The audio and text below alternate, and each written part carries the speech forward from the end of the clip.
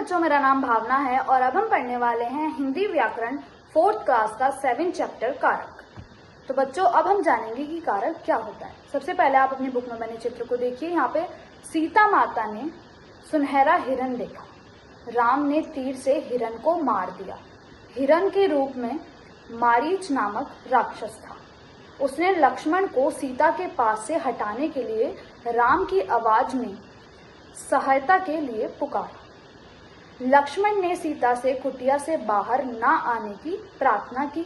रावण साधु के वश में भिक्षा मांगने आया। सीता ने पुकारा है, हे स्वामी मेरी रक्षा कीजिए। वो सीता को पुष्कर विमान पर बैठाकर ले गया। ये चित्रण रामायण का एक अंश है। इसमें लिखे रंगीन शब्दों को हमने पढ़ा। यहाँ ने, को, से, के लिए, से का, की, के, मैं तथा पर आदि शब्द वाक्यों को जोड़ने का कार्य कर रहे हैं तथा वाक्य का अर्थ स्पष्ट करा रहे हैं। इन्हीं कारक चिन्हों अथवा विभक्ति चिन्हों को कहा जाता है।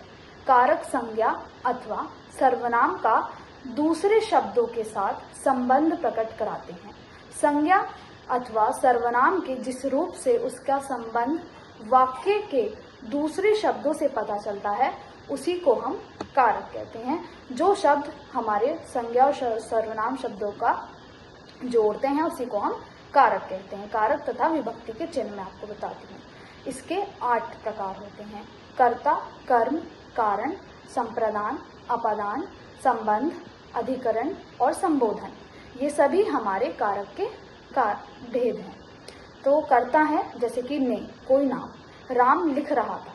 कृष्ण ने कंस को मारा। इसमें ने हमने जोड़ा है तो ये हमारा कारक है। कर्म, को, इसका विभक्ति चिन्ह होगा हमारा को। इस लड़की को देखिए, ये बाजार जा रही है। तो इसमें को शब्द हमारा वाक्य जिनमें प्रयोग हुआ है वो हमारा कारक है। ऐसे ही कारण, वह पेन से लिखता है। इसमें से जो है हमारा कारक है। संप्रदान, पिताजी बच्चों के लिए आम लाए। किसी के लिए लाए ना, तो इसमें के लिए होगा हमारा कारक। अपादान, पेड़ से पत्ते गिरते हैं, यानी कि से अलग होना, जैसे कि ये हमारा कारक है। संबंधन, ये सुमन का घर है। तो इसमें का जो हमारा वर्ड आया है, शब्द आया है, ये हमारा कारक है। अधिकरण क्या होता है? मेरे घर में 4 कमरे हैं, पेड़ पर बंदर बैठे हैं। ये दोनों एग्जाम्पल जो मैंने आपको दिए, इसमें में और पर हमारा अधिकरण है, यानी कि ये हमारा कारक है। संबोधन, हे प्रभु सबकी रक्षा करो। अरे राघव ये क्या कर रहे हो? तो इसमें हे और अरे हमारा कारक होगा।